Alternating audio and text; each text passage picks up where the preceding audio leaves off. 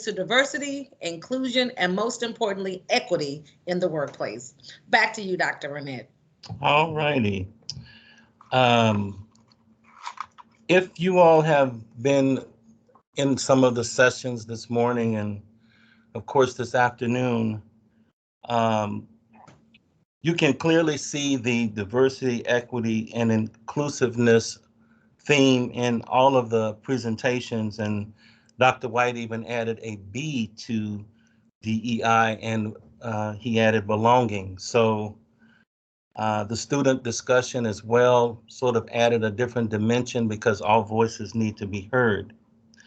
So having said that, I just want to say I want to thank Dr. Starling and her working with me again. We've done this a few times, and so I just want to thank her for working with me again. And it's always a pleasure to work with you, Dr. Starling. So having said that, I want us to take a look at this quote. It's a quote for thought, and it's from Carl Jung, psychiatrist and psychologist. Anybody in psychology field certainly have heard of this guy, but he says that the more one sees of human fate and the more one examines its secret springs of action, the more one is impressed by the strength of unconscious motives and the limitations of free choice.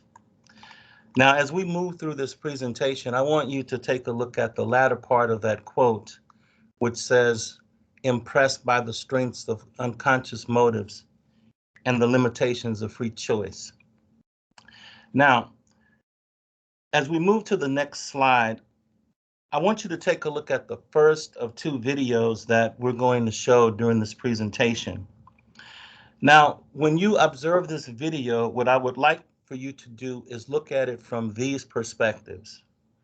The perspectives from the parties involved in the video, a perspective from your space at your institution, whether you're administration, staff, faculty, student. And also I want you to look at it from your human being perspective. So let's see if this video shows. Let me know if they can see this video.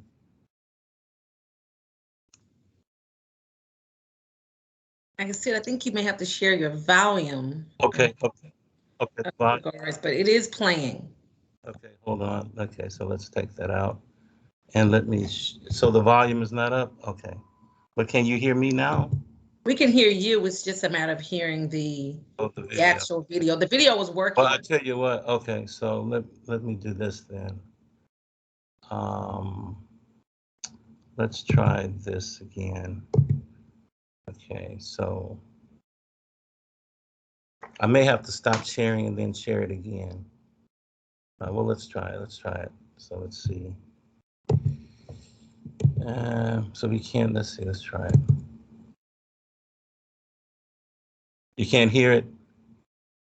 We can't hear it. And it looks like it's muted. Your mouse just you can't hear. I don't know if it's one from technology is on. I know we have support here on helping us, but the video is playing well. It's just a matter of hearing it for the audience. Okay, well, let me do this. Let me stop sharing my screen and then pull the video up. So what do I do? Okay, so I stopped sharing. All right. So let me go to the video.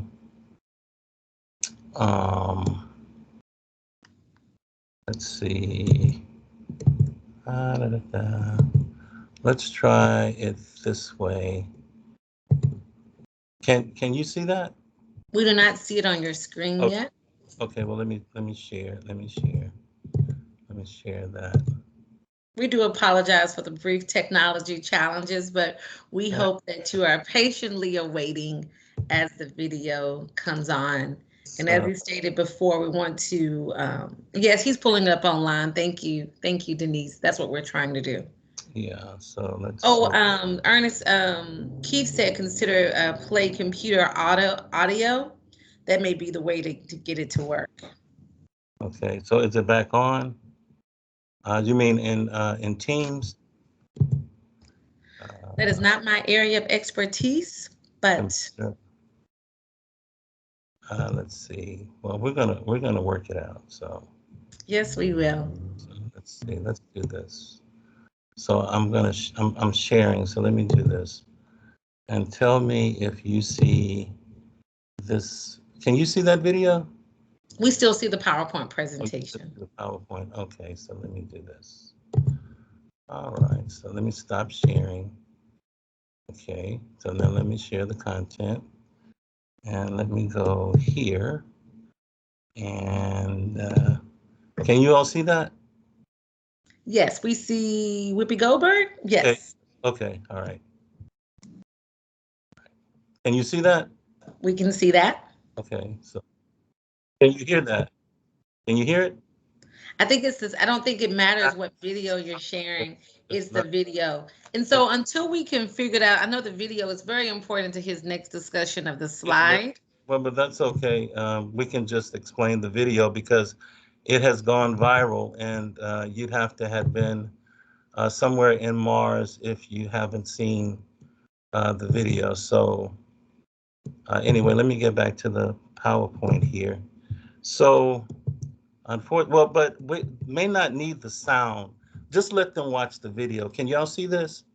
They can see it. Okay, okay. So you don't really need the sound for me to ask you how to look at this from a particular perspective, but um, it's a video that has gone viral about a fight that had broken out in a mall in Bridgewater, and so it has caused a lot of outrage all over the country, and most everybody have seen it. But I just want you to take a look at it.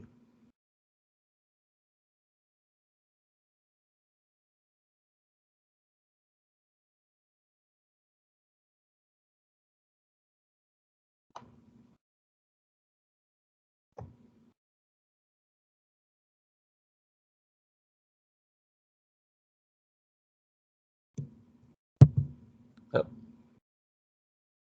All right. So can you all hear me? Can you hear me? Yes.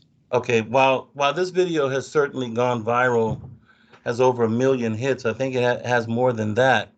So it's not really a question of the facts because there's a lot of facts here, but there's also a lot of inferences as well.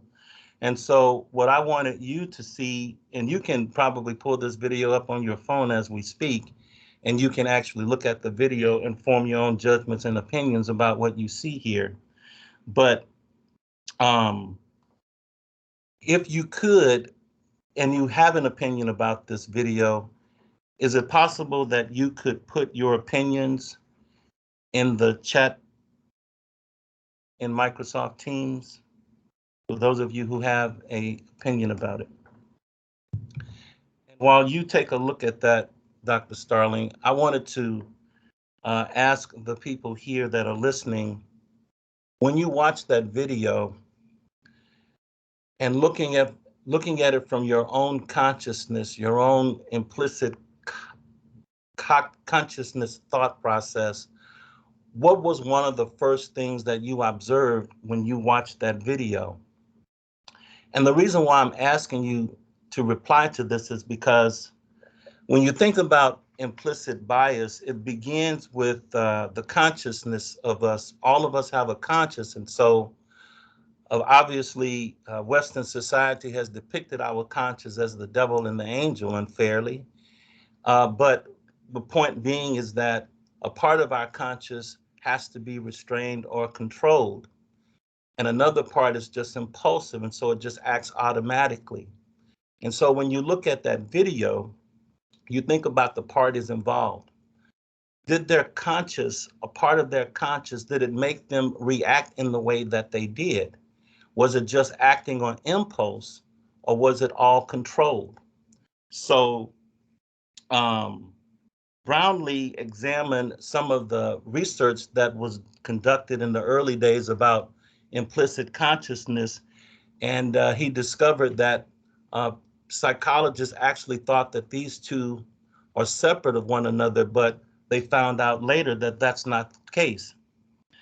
In fact, in 1995, Fazio and his colleagues discovered that these two things work hand in hand.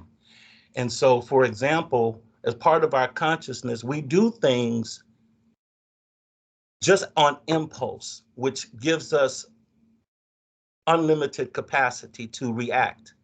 But also, we can do things knowing exactly what we're doing, whether it's the right thing to do or whether it's the wrong thing to do, but we react. And so he discovered that these things work hand in hand, which now we're going to ask you to participate in an exercise that has to do with your own internal consciousness when it comes to these specific categories that I'm going to share with you. And so what they did in a study back in the 90s, it's called sequential priming. So he asked these subjects to gave them specific labels and then gave them some choices, and they wanted them to fit these choices into these labels. So what I did was I modified it for this presentation, and I wanted you to participate in this as I show you these 4 specific phrases. So I figured that since this is an election year, we would use first the 2 different parties that participate in the political process. And you yourself may not be interested in politics, but you certainly have a perception, or at least in your conscious, you would be able to tell us who's likely to belong to a Republican Party or vote Republican based on these choices that you have here. So what we would like for you to do is put in the chat, from your own consciousness, from your own implicit beliefs, who's likely to vote Republican and who's likely to be a part of the Republican Party. Now let's go to the Democratic Party. From your own implicit cognition and own implicit consciousness, who's likely to vote Democrat and who's likely to be a part of the Democratic Party.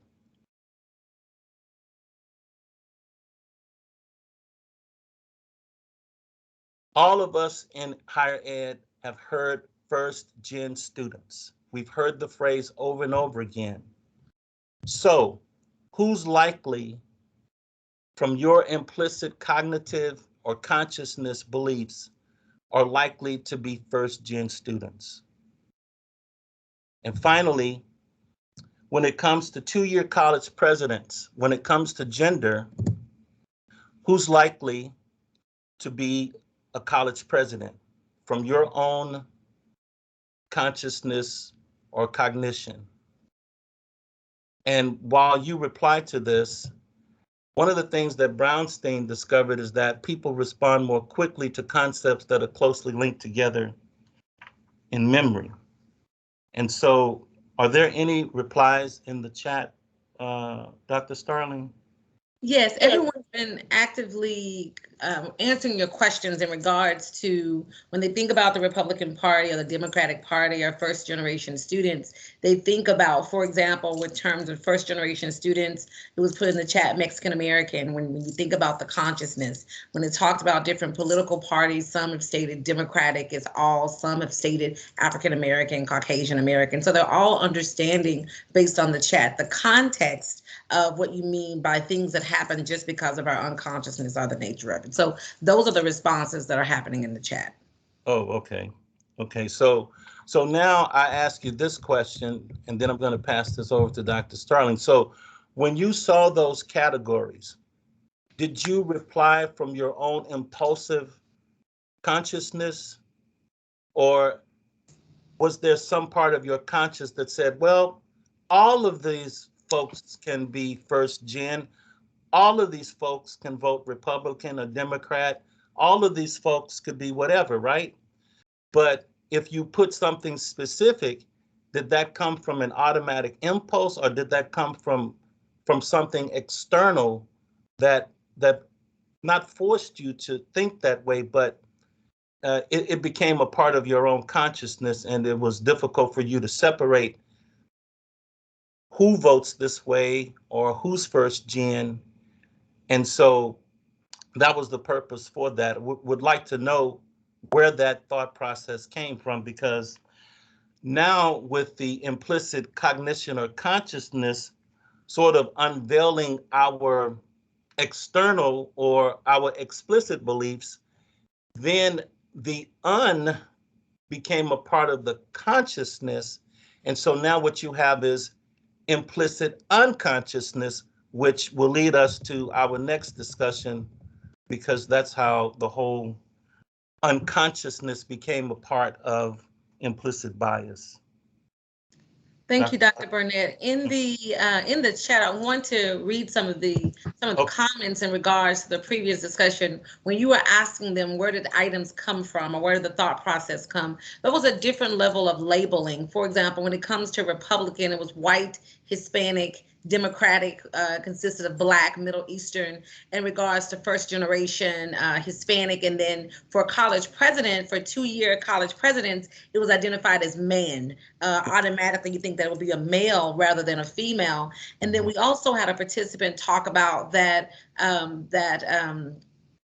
she is a first generation Latina conservative, and she responded to the comments that she gets, and that's the response, the comments that she gets from people when she announced where she stands. And then a participant stated that my thoughts were controlled, restrained. I found I was catching myself and thinking anyone could be Republican or Democrat. And then, and this is based on recent experiences. So what I'm hearing is, and then someone else said, I was tempted to answer, but I usually think about the data and I have available regarding these things. So I think that sometimes based on our occupations and where we are, sometimes what we initially think can sometimes be influenced by, because you were putting on the slides, I would automatically think Democrat, particularly African American. But then when you also think from the perspective of someone in higher ed, it can be, anyone can be a Democrat, anyone can be a Republican. But people are oftentimes surprised when what their belief system is doesn't match what the stereotype may be. So those were the comments, Dr. Burnett, in regards to the questions that you were inquiring about. Oh, okay. Thank you. Then, yes, I want to thank them for responding to it. Okay. Absolutely. So now we are at conscious versus unconscious bias. I would like you to take an opportunity, everyone, and just take a moment to pause and just think about, in the beginning of this presentation, you got to watch what we say in speech communication, a nonverbal example of communication. You saw the actions taking place, and then you were asked questions about your subconsciousness, meaning where your thoughts come from or how you think about them. On this particular slide, you're able to see words such as race, physical characteristics, gender, education, income, age, and all of these descriptions identify different types of bias.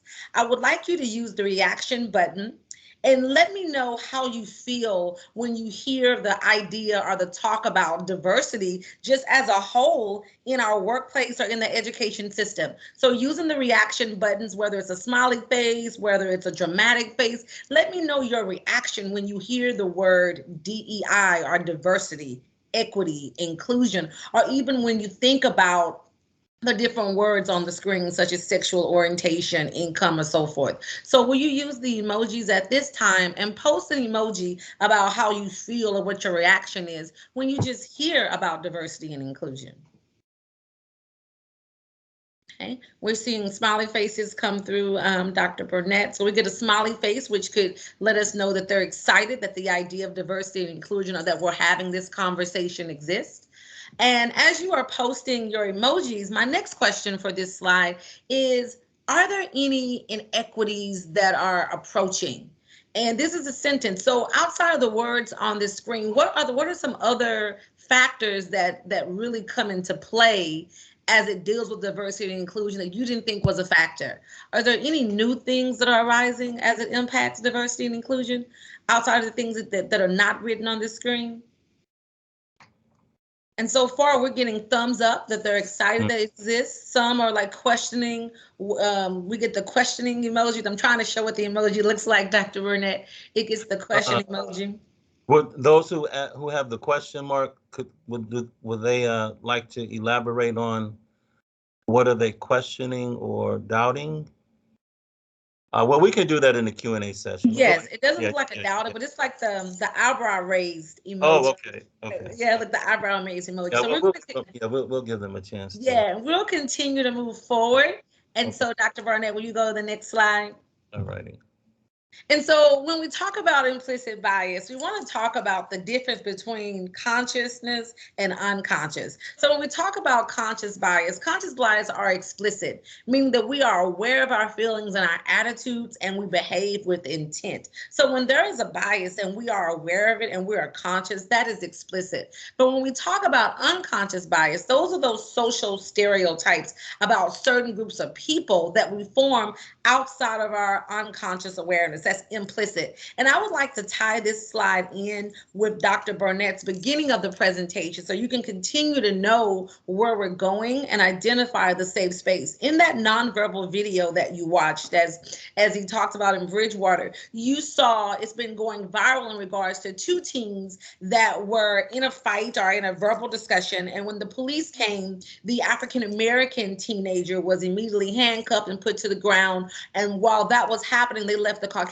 American teen sitting on the bench, unoccupied, unsecured. And when the Caucasian student raised their hand to get handcuffed, they wasn't. And so this is not necessarily about race, but it is about whether it was a conscious or unconscious bias that exists as it relates to norms that exist in society. And knowing that when we talk about implicit bias, it's so much more than race, but it's all the things that we showed on that slide, such as sexual orientation, income, and those different things. So we want you to know right now that there is something known as a conscious, things that we are aware of, and then there are also those things that are unconscious as it relates to the various stereotypes that determine how we act with other people.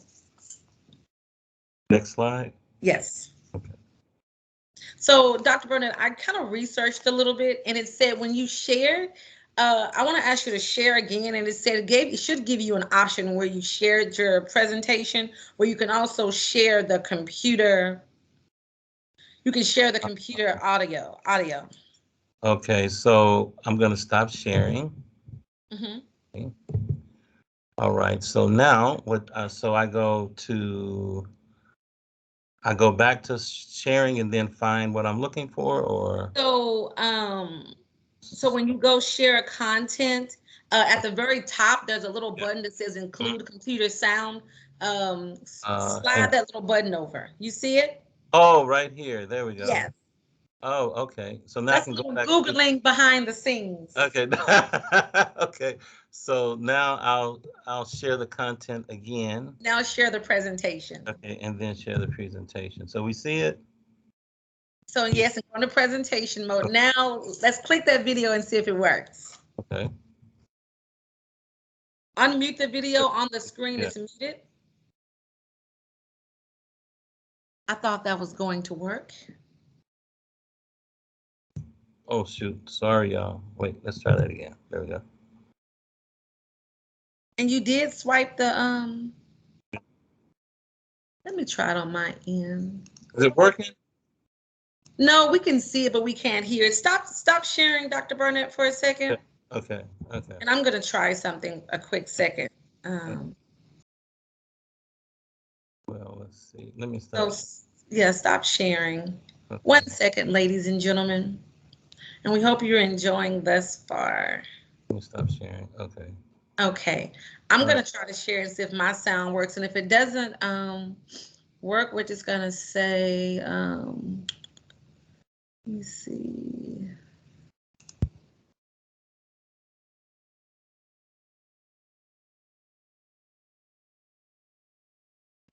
All righty. Do you see my screen? Yeah. Okay. Do you see just the one slide, or do you see all the little ones? I just see the one slide, the title. Okay, perfect. So 1 second, ladies and gentlemen.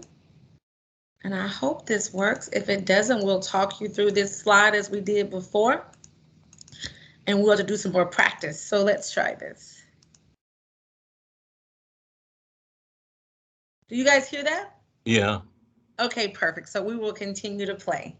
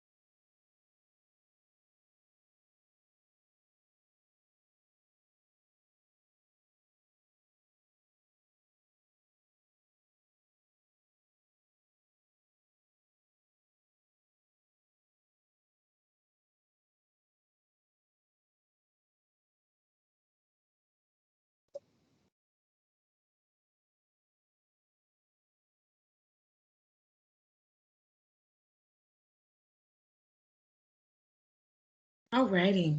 So, ladies and gentlemen, in watching that particular video, the goal, we hope that you can hear it. I just saw the chat. Someone says they could not hear anything. Hopefully you were able to hear the video. But the goal and purpose of that video was to show the different ramifications of bias and show unconscious and conscious biasness. In that video, because someone, if you were able to hear or you have a knowledge of that, outside of being racially discriminated, could you think of or identify any other bias that took place or understand the relevance of the video? So is there any comments or commentary that you would like to make before Dr. Burnett or myself talk about what the intent of that video was for this presentation?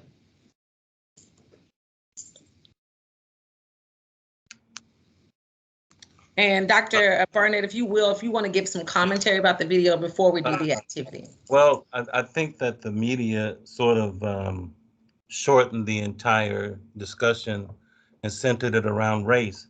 This had to do with age, this had to do with gender, and it had to do with socioeconomic status. Mm-hmm. So it covered all of those things. Race is like the obvious thing that you can point to, but there are other dynamics involved in that entire situation. And so this is where the unconscious bias comes in. That's microaggression right there, because, you know, it's not explicit. You know, it's not just, hey, we're not going to cash your check because you're too young, you're too black, you're too whatever. This is all microaggressiveness here. So it covers a lot of different areas here. And it's unfortunate for the young lady to have to experience that. Absolutely. And you were right on point. One of our participants in today's session said youth and gender. And someone else says in our thing, she says, sorry to say that I experienced that myself, much lesser amount, but I thought about her age because she looks so young. Still, isn't there a way to verify a large check? Yes, and that is the goal. Typically, when someone makes a deposit at the bank, I haven't had one that large yet. We're going to speak yet for everyone on this screen yet, but in that particular way, normally they say, well, we will deposit a certain percentage of the check, and then we'll take 2 to 3 business days to verify whatever that bank process is. But before that young lady got there, she looked young. They questioned whether or not she was an attending physician. They questioned her integrity. And before going through the traditional processes, they immediately assumed it was a fraudulent check and did not give her due process. And so the goal is to make everyone aware that when we talk about diversity, when we talk about inclusion, and most importantly, equity, she did not receive the fairness that was due to her, the just that was due to her in regards to that. And that just lets us know that when we talk about bias and implicit biasness, and we talk about diversity as a whole, it is so much more than just race. Now, the media went to the easiest thing, as Dr. Burnett said, because that was the easiest thing to tag, but there's so much more to this conversation. That leads us to our engagement activity. And our engagement activity is we're asking you to list in the chat box, what are some common misconceptions that we find that are related to gender, race, religion, age in the classroom, the workplace, just in general? What are some common misconceptions? I think that Dr. Barnett gave you guys a sneak peek and a hint when he talked about earlier when he talked about the different categories in the political realm. But what are some common misconceptions related to gender and race? And then with those, maybe if not misconceptions, what are some stereotypes, whether positive or negative? Can you give us some, whether you experience them in the workplace as an instructor, in administration, or whatever area that you represent today? What are some common misconceptions or stereotypes that we see related to DE&I? And so for those of you who are a little reluctant to do it, you know, you can privatize your comments where if you don't want people to know that you said anything. But I think it's important to have these conversations because most of us in our institutions are in silos. I mean, let's face it, we're in our own silos and we have discussions that are related to our own beliefs and frame of references. And so they don't go beyond that. And so this is a great chance for you to share your experiences. So the comments that we have thus far, one participant doesn't have any misconceptions. That's a positive thing. There are not any. Someone said that older women are not up with the times. So if you are older or seasoned, as my mother used to say, you're not up with the times. And then my students from all cultures, races, religious backgrounds, etc., they love me, is what the participant says. So that is exciting to hear. And that means that that is an open space, as we like to say, a safe space in regards to classroom environment. I think, Dr. Burnett, if I could take a misconception or a stereotype, mine will particularly be that people automatically assume that race is the stopping point for this discussion, but it's not. We do have a hand raised, and you're more than welcome to unmute your mic at this time. Okay, I just want to address, I have like really big issues with this whole DEI thing. And I guess because I've been teaching for 11 years now, I'm straight out of graduate school. I'm a Mexican-American, first generation, low income from Chicago, Illinois, out of the worst school districts in the world I came from. And yet I made it this far. You know, I majored in literature. I'm an English professor. I teach Mexican-American literature. I host Hispanic heritage events. I created a club at San Jack South, Todos Juntos, that is now active for 2 years. So I get nothing but great feedback from my students because I teach with an open community. We get to know each other from day one. They get to know me, where I come from, and then I have them share their stories so they get to know each other. And this way they find their commonalities, not only, you know, where they come from, what schools they went to, but also their majors. You know, they find the connections. And so I've had students that are still friends from 11 years ago that took my classes, and they met in my class, and they're still hanging out with each other, and they still reach out to me and email me just to let me know how they're doing in life. So I'm just like a little hesitant when it comes to all this, because I can't say I understand because I've been doing great all this time. So yeah, that's all I want to say. Well, we appreciate that. What's your name? I'm sorry. My name is Rosalinda Ortiz. Oh, I Rosalinda. actually taught at Alvin as an English professor, Oh, and it was just Rosalinda Ortiz at the time because I got oh, married. okay.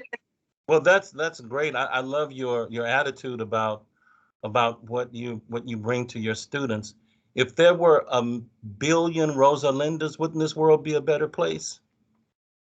And see, that's the purpose for having these discussions about DEI, because there's not a billion of you.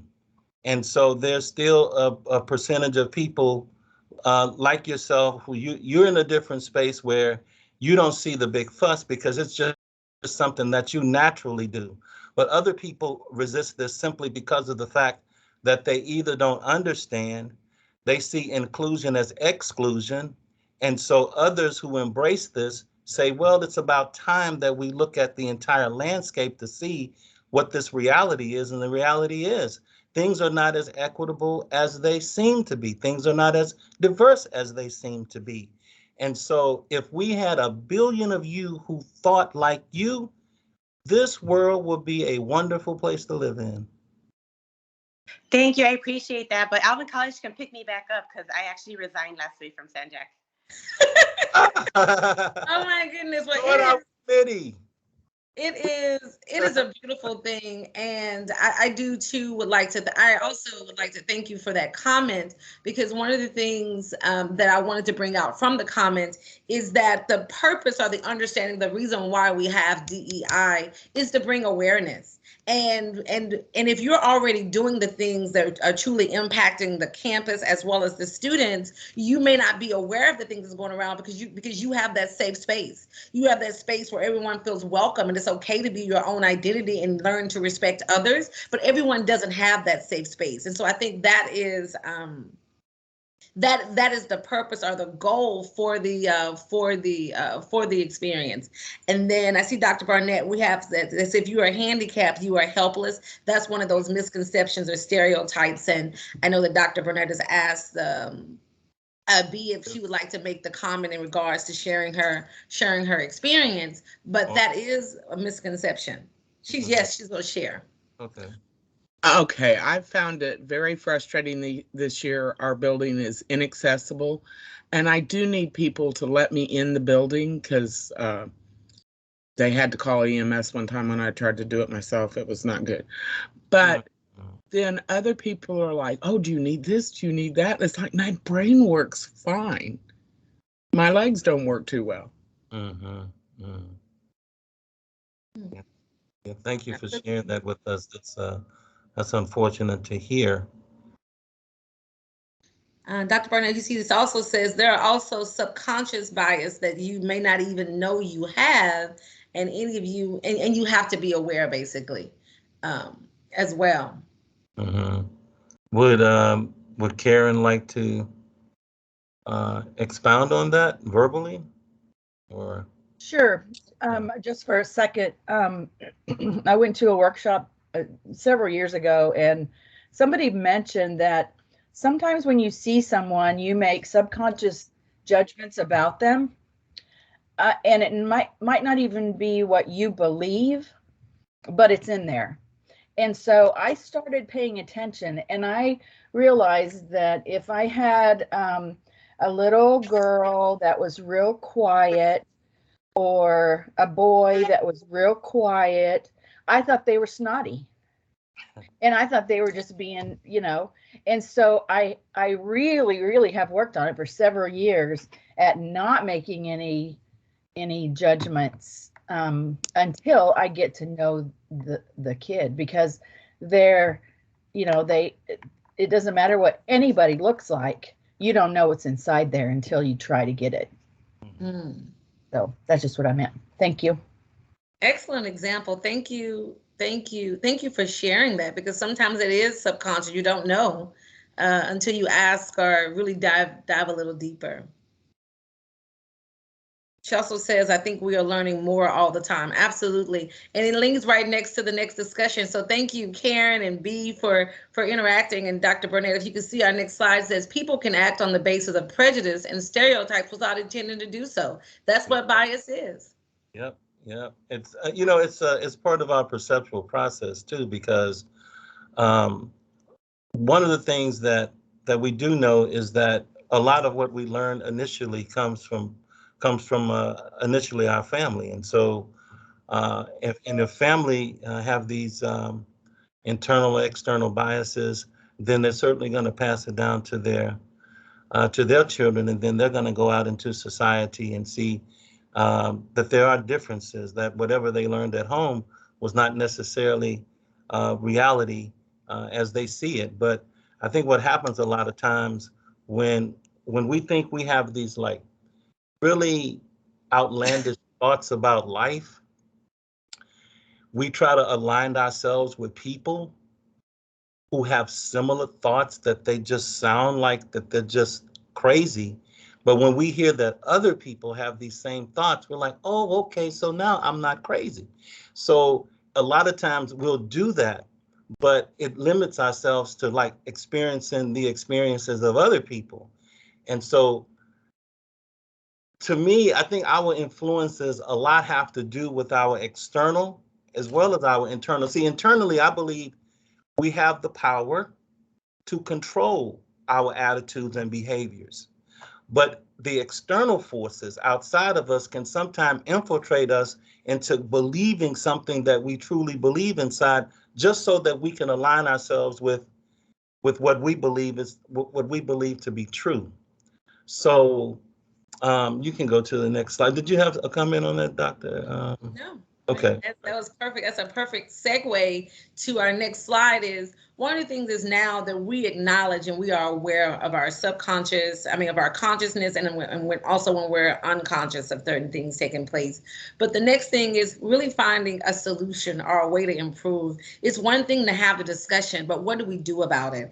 And as Rosalinda said earlier, she sets that safe space and has it for them. And so we have 6 points that we just really wanted to highlight about truly embracing DEI. And the first thing is your narrative, that you should really reflect and consider your own life. And Dr. Barnett just said it a momentary. It's our frame of reference, our culture, because culture isn't necessarily our ethnic or cultural background, but culture is our experiences that are shaped by those of our families and things that we've been surrounded by. So what is your narrative? So when you, no matter what capacity you're in, we ask that you consider your narrative. Second of all, evaluate your frame of reference. When thinking poorly or negative of someone or something, consider what influences created that viewpoint. And I think that history, our past experiences, family, that's something that shapes that. The next thing is reposition communication. If you tend to avoid certain types of people or situations, seek knowledge and resources to promote change. And so I applaud those of you that are here right now, because you are doing just that. You're seeking knowledge, you're seeking resources, seeking solutions to what you may not have a knowledge of, or even while we're talking about DEI. Dr. Burnett, I'm going to ask that you talk about 4, 5, and 6 as we talk about what it means to embrace DEI. Yeah, so empathy is a good example of how you express, or at least you try to get an understanding of how other people feel and how they think, because a lot of times we can be reactionary human beings because people disagree with us at different levels. But I think we got to be able and be willing to get into um, a space where we're not afraid to express empathy and say, hey, I understand how you feel. I respect how you feel, however, and then we can have a safe dialogue.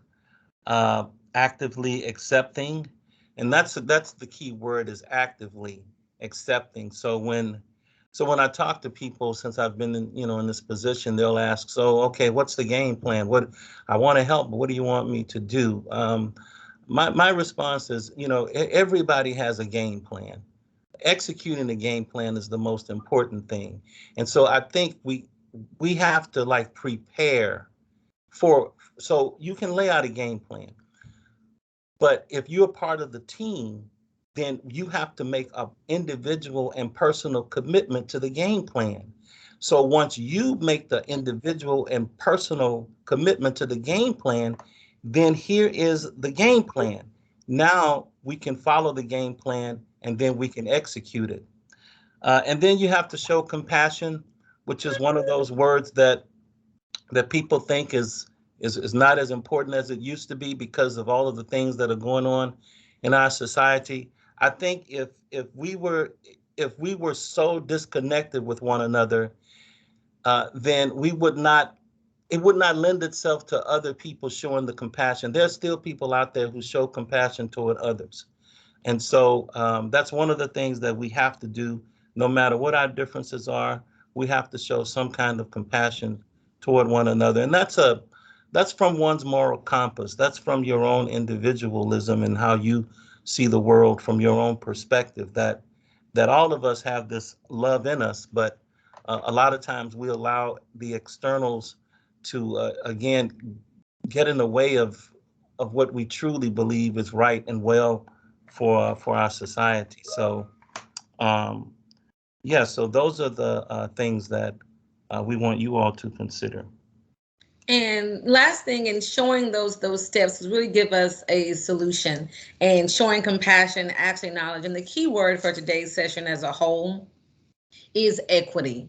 And it may not necessarily be a solution, but it's a step in the right direction. We found a wonderful definition of equity that we really wanted to share with you this afternoon, is that equity is the fair treatment, access, opportunity, and advancement for all people, while at the same time striving to identify and eliminate barriers that have prevented the full participation of some groups. We're in a new day, a new time, and people are different, situations are different, but most importantly, we want people to feel to feel fair and justice, and that they have an opportunity. And that was the goal of our session, because the title, which Dr. Burnett so eloquently said, who me? Yes, me. There are things that I possess as a bias that I'm unaware of, and there are some things that I have a consciousness of.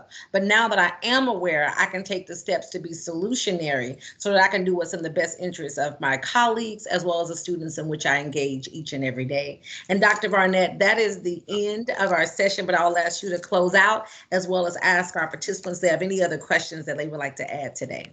Yeah, we want to add the subtitle too, because that was part of the presentation as well. Mm-hmm. New generation of learners. And you heard the students in our discussion and you could hear from them that they are a new generation of learners. And so we have to keep up with these new generation of learners, because they don't think like we did when we were in our, when we were younger. And so we have to be able to prepare them for the differences and the realities of the world as well. I mean, everybody has implicit biases. Everybody does.